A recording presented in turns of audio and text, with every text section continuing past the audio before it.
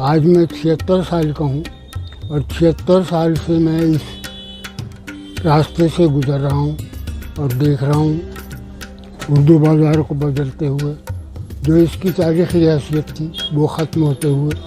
पहले लोग किताबें ख़रीदने आते थे, किताबें देखने आते थे, या बहुत से यहाँ पर शाम के वक्त लोकल शोरा या जो लोग बाहर से आते थे वो भी यहाँ इकट्ठे होते थे। यहाँ एक मौलाना समीउल्लाह की दुकान थी जहाँ पर उसके आगे बेंच पड़ा हुआ था। उस बेंच पर लोग बैठते थे शाम को आकर और आपस में गुफ्तगू करते थे। अब वो ख़त्म हो गया है।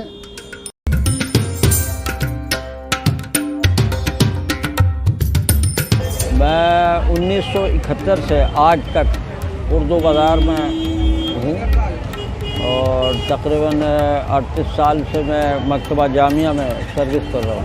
पहले जो उर्दू बाज़ार था उसकी रौनक अब वक्त के साथ साथ काफ़ी तब्दील हो रही है। मेरे सामने जब मैं उर्दू बाज़ार में आया था, जब से अब तक 14-15 बड़े इदारे जो है वो उर्दू बाज़ार से ख़त्म हो गए। जो दुकानें चंद दुकानें रह गई हैं, बस उसी पे दारोमदार है।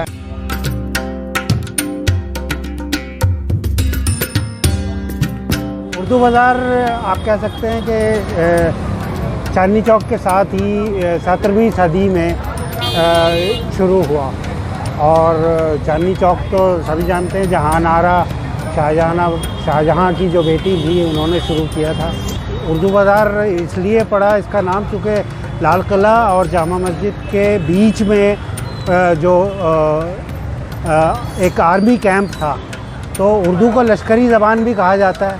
तो आर्मी में तो हर तरह के लोग होते हैं, तो यहाँ जो ज़बान बोली जाने लगी उसको उर्दू कहने लगे। दूसरी चीज़ ये है कि उर्दू बाज़ार जो है वो 1857 में पूरा बिल्कुल बर्बाद हो गया था।